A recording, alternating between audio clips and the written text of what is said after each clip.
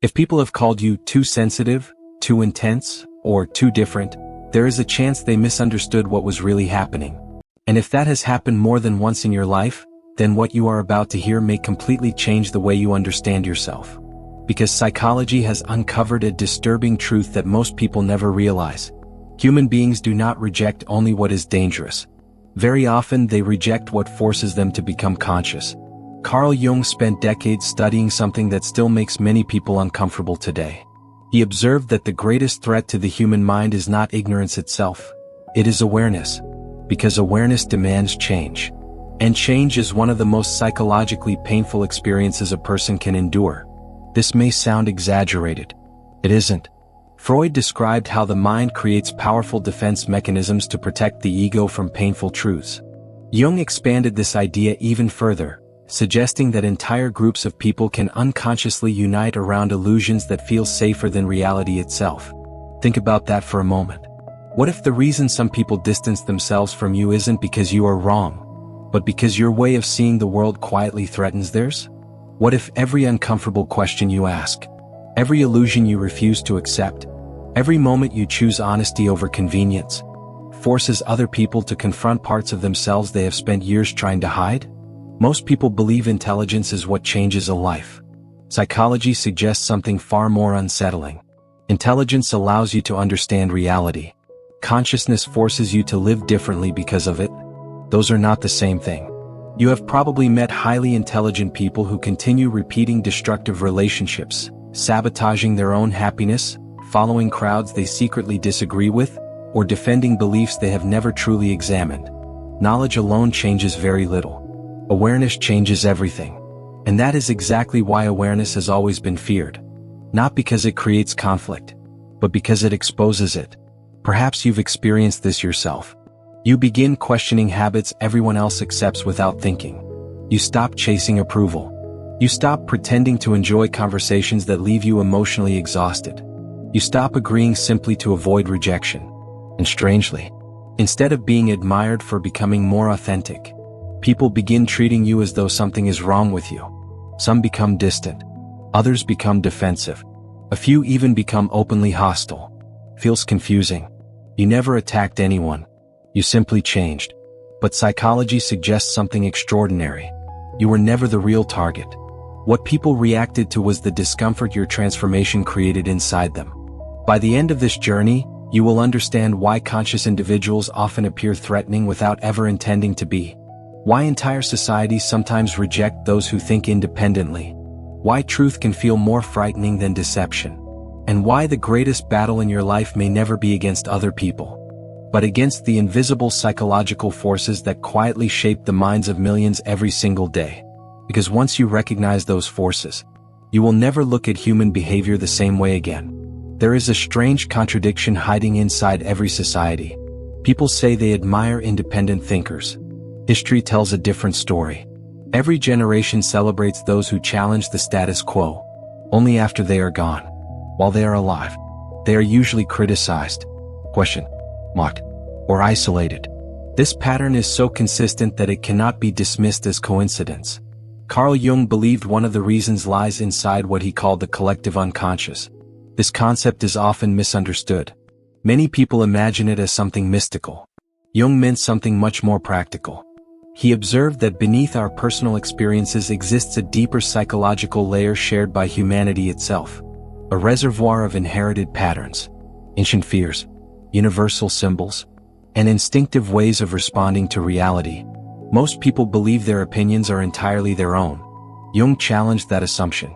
He suggested that much of what we believe, fear, desire, and defend is influenced by forces we never consciously chose. That idea alone is unsettling, because if it is true, then many of our strongest convictions may not actually belong to us. Imagine standing inside a crowded room. Someone begins applauding. Within seconds, everyone joins. Few stop to ask why. The applause itself becomes the reason for more applause. Human beings naturally synchronize with groups. This tendency helped our ancestors survive. Thousands of years ago, being rejected by the tribe often meant death. Belonging was protection.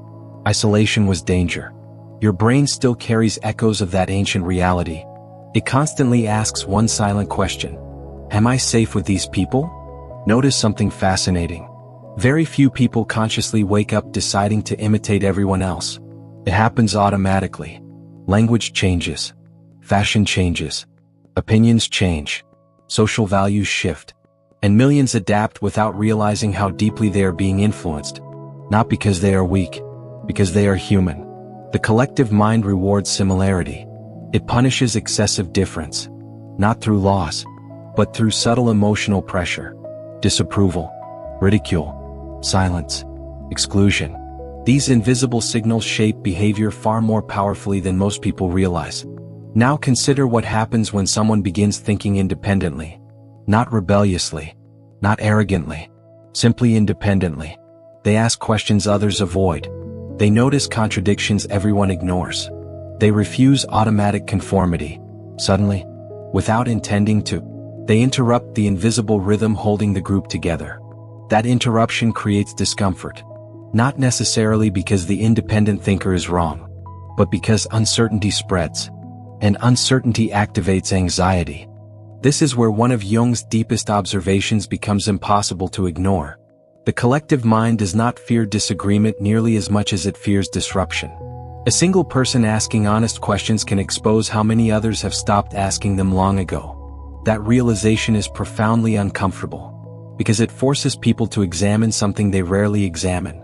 The possibility that they have surrendered parts of their own thinking without ever noticing. Have you ever entered a conversation where everyone seemed absolutely certain, yet something inside you quietly whispered, "This doesn't feel true"? Most people silence that voice, not because they are incapable of thinking, because belonging often feels more rewarding than questioning. Acceptance offers immediate emotional relief. Truth often demands temporary loneliness, and the human nervous system naturally prefers relief. This explains something many conscious people experience. They assume rejection happens because they speak too directly. Sometimes that is true, but often, the real reason is much deeper. Their presence alone reminds others that another way of thinking exists. That possibility is enough to create psychological tension. And tension seeks resolution, sometimes through curiosity, more often, through rejection. But none of this explains the most fascinating part of the story. Because if the collective mind creates conformity, what exactly makes truth feel so personally threatening? The answer does not begin with society. It begins inside the human ego itself. Freud believed that the human mind is far less interested in truth than we like to imagine. It is interested in stability. That may sound disappointing, but it explains countless human behaviors that otherwise make no sense. Most people think the ego is simply arrogance. Freud saw something far more complex. The ego is the psychological structure responsible for maintaining a coherent sense of identity. It continuously answers one silent question. Who am I? Everything that supports this answer feels safe. Everything that threatens this answer feels dangerous. Notice that danger does not have to be physical. Sometimes an idea is enough. Sometimes a conversation. Sometimes one simple question. Imagine spending 20 years believing you are a generous person. Then one day someone calmly points out that many of your acts of generosity were actually attempts to earn approval. Nothing physical happened. No one attacked you. Yet something inside immediately tightens. Your heartbeat changes. Your thoughts become defensive. You search for arguments. You justify yourself. You may even become irritated with the person who exposed the contradiction. Why? Because the ego experiences psychological inconsistency almost like a wound. Freud called many of these automatic reactions defense mechanisms. They are not signs of stupidity, nor are they proof of bad character. They are unconscious strategies designed to reduce emotional pain, denial, rationalization, projection, intellectualization, repression. Each one serves the same hidden purpose: protect the existing identity at almost any cost. This explains why facts alone rarely change people. If information threatens identity, identity usually wins. Think about the last time you watched two people argue about politics, religion, money, or relationships. Did either person truly listen? Or were both unconsciously defending who they believe themselves to be? Most debates are not battles between ideas. They are battles between identities. That changes everything. Because once identity enters the conversation, Truth becomes secondary. Protection becomes primary. Freud understood something that modern psychology continues to confirm. Human beings are remarkably skilled at convincing themselves they are being objective, while unconsciously protecting emotional investments they cannot even see. This is why people often accuse others of exactly what they themselves are doing. Not because they are intentionally dishonest, because awareness would be too painful. The mind quietly redirects attention elsewhere. Imagine someone whose entire identity depends on appearing morally superior. The moment another person reveals hypocrisy in their behavior, what happens? Do they calmly reflect? Sometimes. But far more often, they attack the messenger. Suddenly the conversation is no longer about the contradiction. It becomes about the personality of the person who pointed it out. You think you're better than everyone. You're too negative. You're overthinking. You're making problems where none exist. Have you noticed how familiar these phrases sound? They appear everywhere. Families, friendships, workplaces, entire societies. The pattern repeats because the mechanism is universal. When truth threatens identity, the easiest solution is often to discredit the person carrying the truth. Not because they are wrong, because they are inconvenient.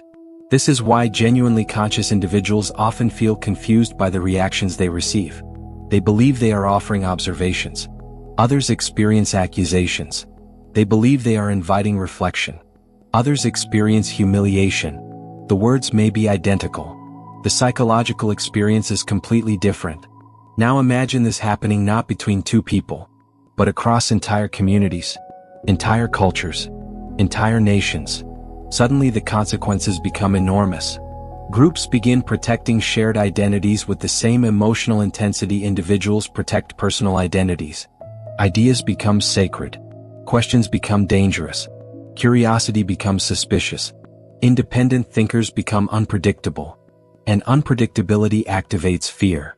Not because conscious people are trying to destroy society, but because every independent mind quietly reminds others that they still possess the freedom to think for themselves. Freedom sounds beautiful. Responsibility does not. Thinking independently requires accepting uncertainty. Accepting uncertainty requires emotional maturity. Many people unconsciously prefer certainty, even if it is built upon illusion. This is where one of Freud's most unsettling insights connects directly with Jung's work. Defense mechanisms protect the ego from internal conflict. But what happens when entire groups begin defending the same illusion together? The illusion becomes socially reinforced. People reassure one another, repeat the same narratives, reward conformity, punish doubt, and eventually, the false belief no longer feels false. It feels obvious, feels normal. Feels like reality itself. This explains why history repeatedly shows ordinary people participating in extraordinary irrationality. Not because humanity suddenly becomes evil. Because unconscious protection spreads socially. Fear becomes contagious. Certainty becomes contagious. Outrage becomes contagious. Even silence becomes contagious. Psychology calls this social influence. Jung looked even deeper. He believed another force was operating beneath these collective reactions. A force so invisible. Most people never realize it is shaping every relationship they have. It hides behind every disproportionate criticism, every irrational hatred, every instant judgment. And once you recognize it, you will begin seeing it everywhere. Jung called it the shadow. The shadow is one of Carl Jung's most misunderstood ideas. Many people imagine it as the dark side of the personality. A hidden collection of evil impulses waiting to emerge. Jung meant something much deeper. The shadow is everything about yourself that your conscious identity refuses to accept. Not only your anger, not only your jealousy, not only your fear. It also contains your courage that was never expressed, your creativity that was ridiculed as a child, your confidence that others taught you to suppress, even your ability to lead. The shadow is not simply darkness. It is everything you abandoned in order to become acceptable. Think back to childhood. Long before you understood psychology, you learned a simple lesson. Some parts of you were rewarded. Others were rejected. Perhaps you cried too much. Perhaps you asked too many questions. Perhaps you challenged authority. Perhaps you dreamed differently from everyone around you. Little by little, you discovered which parts of yourself received love, and which parts received disapproval. Without realizing it, you began constructing a personality designed for acceptance. Psychologists often call this adaptation. Jung called the social mask the persona. The persona allows society to function. Without it, civilization would be impossible. But every mask comes with a price. Whatever does not fit the mask is pushed into the unconscious. Nothing truly disappears. It simply waits. That hidden material becomes the shadow. Here is where everything becomes fascinating. What remains unconscious inside you does not stop influencing your life. It simply changes its strategy. Instead of appearing as self-awareness, it appears as projection. Projection is one of the most powerful psychological mechanisms ever described. It happens every day, usually without anyone noticing. Imagine someone who secretly envies successful people. Their conscious identity says, "I am humble. I don't care about status. I don't compare myself to others." But unconsciously, envy continues existing. Since admitting that envy would threaten the ego, the mind chooses another solution. It projects the emotion outward. Suddenly, every successful person appears arrogant. Every ambitious person appears selfish. Every confident person appears narcissistic. Nothing changed in reality. Only the location of the emotion changed. It moved from the inside to the outside. That is projection. Jung believed human beings rarely see other people exactly as they are. More often, they see reflections of what remains unresolved within themselves. This changes the way you understand criticism. Not all criticism is projection. Some criticism is accurate. Healthy relationships depend on honest feedback. But disproportionate reactions, those intense emotional responses that seem far larger than the situation itself, often reveal something much deeper. Have you ever noticed how two people can witness exactly the same behavior, yet react in completely opposite ways? One feels inspired. The other feels irritated. One becomes curious. The other becomes defensive. The event remained identical. The unconscious did not. Each person was responding less to reality and more to their own internal landscape. This explains why conscious individuals frequently become unexpected targets. When someone begins living authentically, questioning inherited beliefs, refusing manipulation, speaking uncomfortable truths with calm confidence, they unconsciously activate the unresolved shadow in those around them.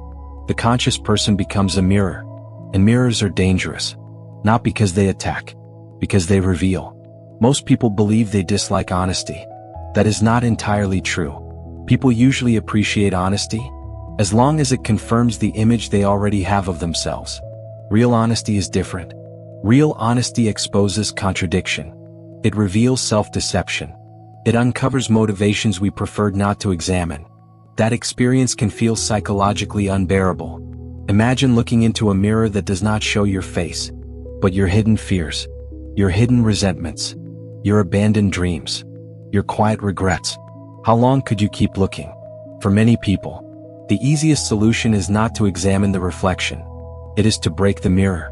This is why history repeatedly shows societies attacking those who reveal uncomfortable realities. Not because truth lacks evidence, because truth disturbs emotional equilibrium. The messenger becomes associated with the discomfort. People stop responding to the message. They begin responding to the person. Labels appear. He thinks he's smarter. She's impossible to please. They're becoming arrogant. They've changed. Notice something interesting.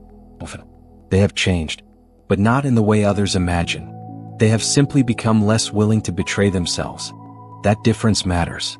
Someone who stops living for approval automatically changes every relationship built upon approval. Someone who stops pretending automatically transforms every relationship built upon pretending. Someone who stops lying to themselves quietly invites everyone else to do the same.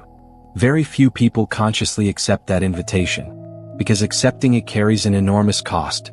It demands the death of an old identity. Psychologically, identity rarely disappears peacefully. It resists. It negotiates. It rationalizes. It blames. It distracts. Anything except surrender.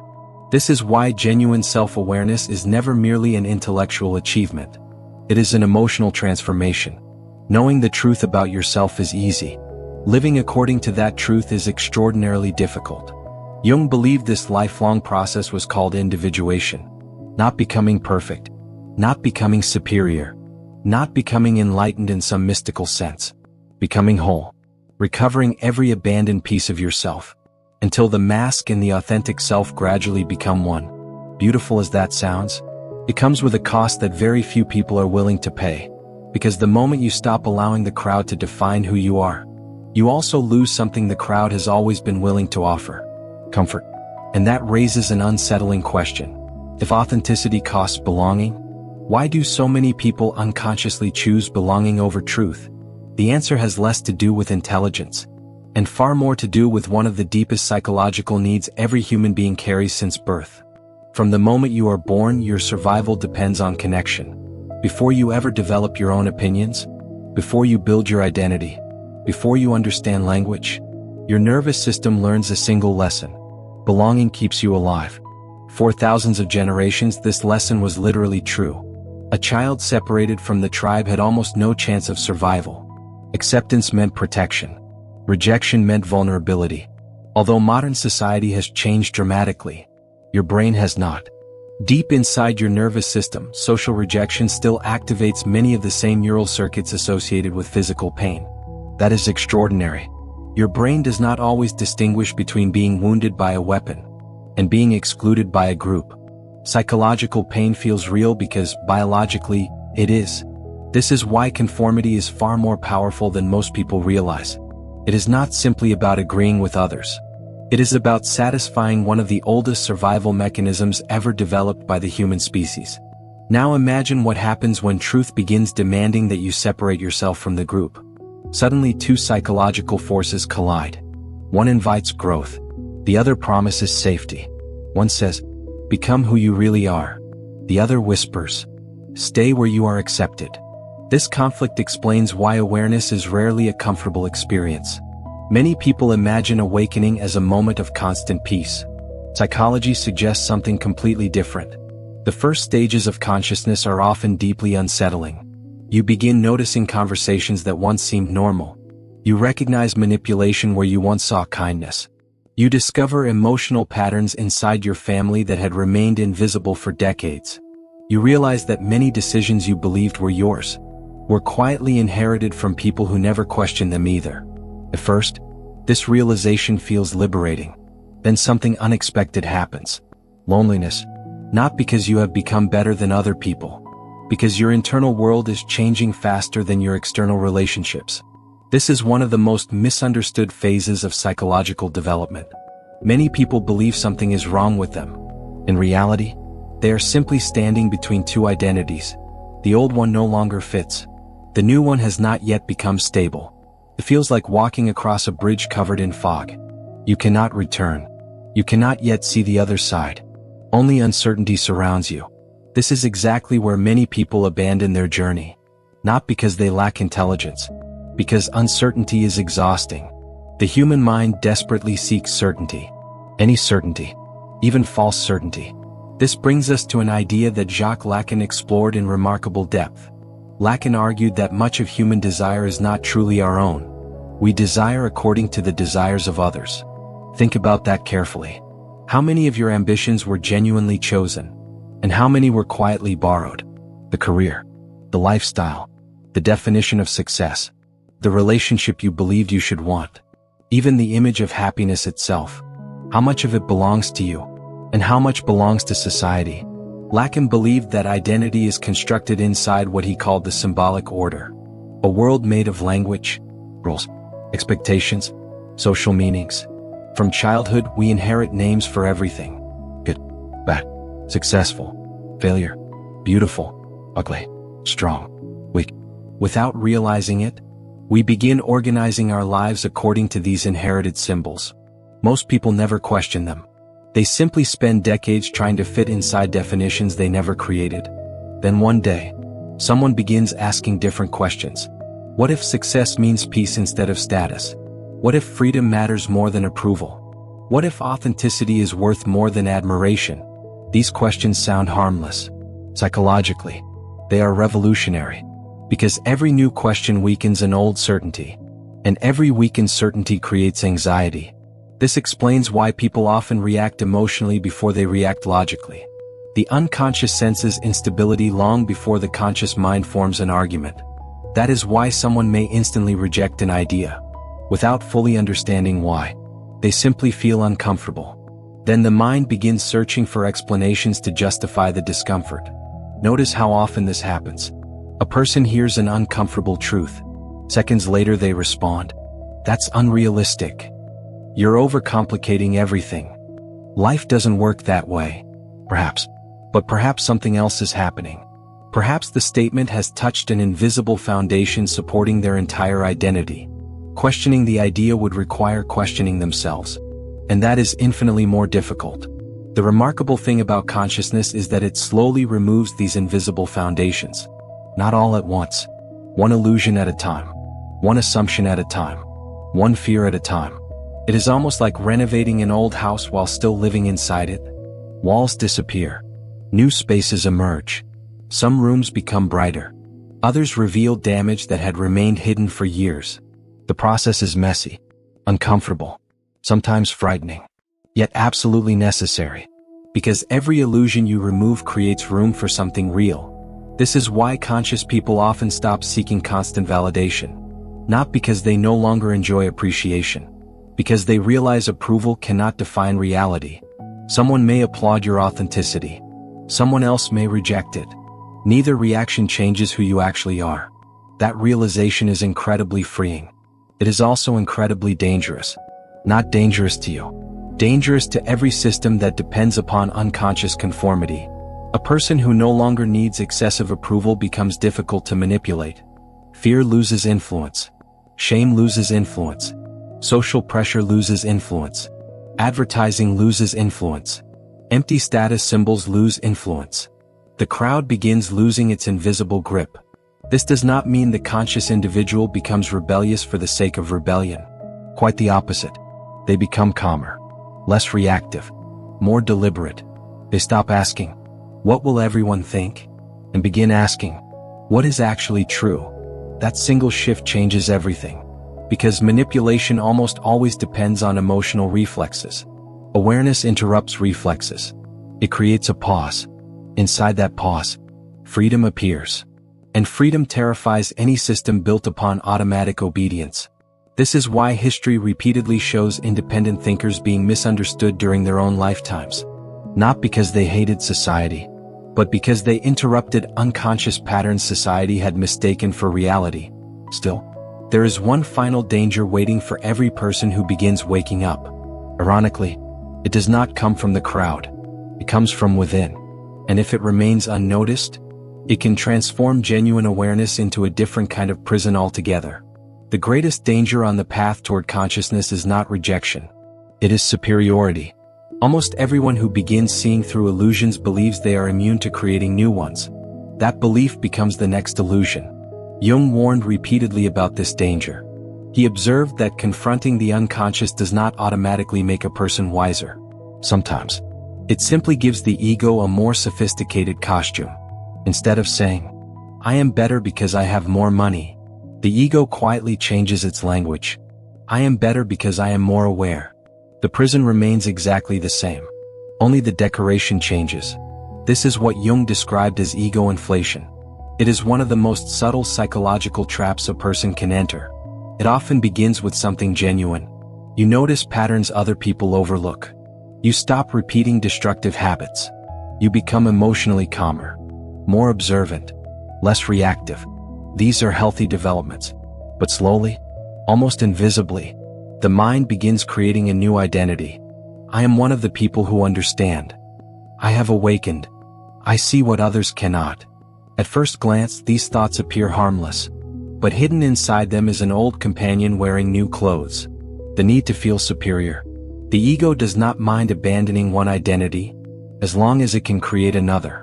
This is why true psychological maturity demands constant humility. Not false humility. Not pretending to know less than you do. Real humility. The willingness to admit that every level of awareness reveals another layer of unconsciousness. The deeper you understand the human mind, the more you realize how much remains invisible. This realization changes everything. Instead of becoming arrogant, You become curious. Instead of judging people, you begin wondering what invisible pain they are carrying. Because once you understand projection, defense mechanisms, the collective unconscious, and the fear of identity loss, it becomes almost impossible to hate people in the same way. You may disagree with them. You may establish boundaries. You may walk away from unhealthy relationships. But hatred begins losing its appeal. Compassion quietly takes its place. Not because harmful behavior becomes acceptable, because you finally understand where much of it comes from. Think about someone who constantly needs to control others. Perhaps they are not simply controlling. Perhaps they are terrified of uncertainty. Think about someone who attacks every new idea. Perhaps they are not defending truth. Perhaps they are defending psychological stability. Think about someone who desperately seeks approval. Perhaps they are not weak. Perhaps they never experienced unconditional acceptance. Psychology does not excuse harmful behavior. It explains it. And explanation creates wisdom. Wisdom responds differently than judgment. This is where many conscious people become trapped. They distance themselves from everyone. They stop trusting anyone. They begin seeing manipulation everywhere. Every disagreement becomes evidence of unconsciousness. Every criticism becomes projection. Every uncomfortable conversation becomes proof that others simply cannot understand them. That is not consciousness. That is isolation disguised as enlightenment. Jung never suggested abandoning humanity. He suggested understanding it. There is a profound difference. Real awareness does not separate you from people. It allows you to see them more clearly, including yourself, especially yourself, because no matter how much inner work you have done, you still possess a shadow. You still possess blind spots. You still possess unconscious motivations. You still project. You still defend your identity. The difference is that now, you notice it sooner.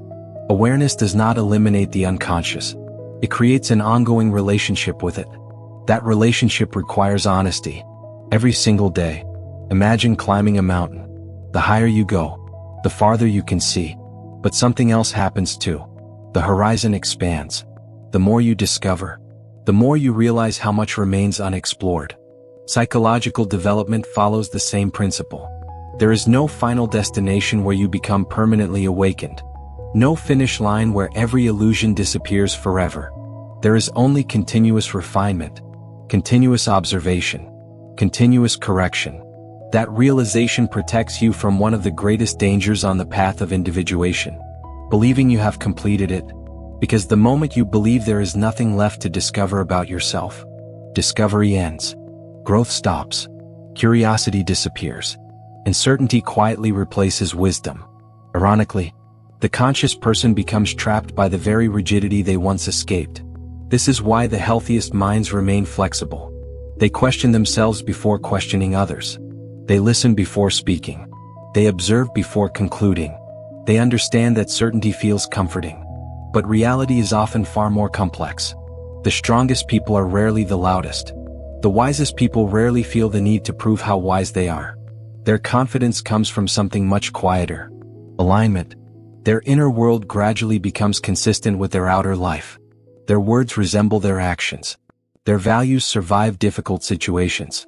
Their peace no longer depends entirely upon external approval. That kind of strength cannot be performed. It can only be lived. And strangely, it often makes those people appear ordinary. They do not constantly announce their awareness. They simply embody it, calmly, patiently, without demanding recognition, without needing to convince everyone else, because they understand one final truth. You cannot force another human being to become conscious. Awareness cannot be imposed.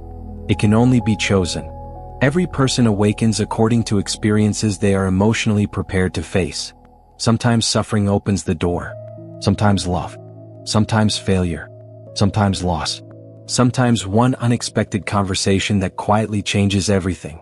Perhaps that conversation is happening right now. So, then remember this. Your responsibility is not to wake up the entire world. Your responsibility is to remain honest enough that you never fall asleep inside your own illusions again. That is difficult enough.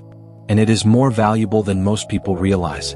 The world has always rewarded conformity because conformity creates predictability. Predictable people are easier to understand. easier to organize, easier to influence. But history has never truly been changed by people who simply repeated what everyone already believed. Every meaningful transformation began when someone became willing to question what others accepted without thinking. Not with arrogance. Not with rebellion for its own sake. But with courage. The quiet courage to look directly at reality, even when reality demanded becoming someone completely different. Perhaps that is why consciousness has always carried a price. Not because awareness is painful by nature, but because every truth you embrace asks you to release an illusion that once made you feel safe. Some illusions involve success. Some involve love.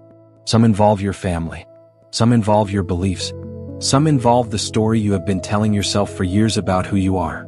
Letting those stories die can feel like losing yourself. In reality, it is often the first moment you begin finding yourself. Carl Jung once suggested that the privilege of a lifetime is becoming who you truly are. Most people admire that sentence. Very few fully understand it. Becoming yourself is not a single decision. It is a series of quiet choices repeated throughout your life. Choosing truth over comfort. Choosing responsibility over excuses. Choosing reflection over automatic reaction. Choosing authenticity over approval. Again, and again, and again. Some people around you will understand those choices. Others will not.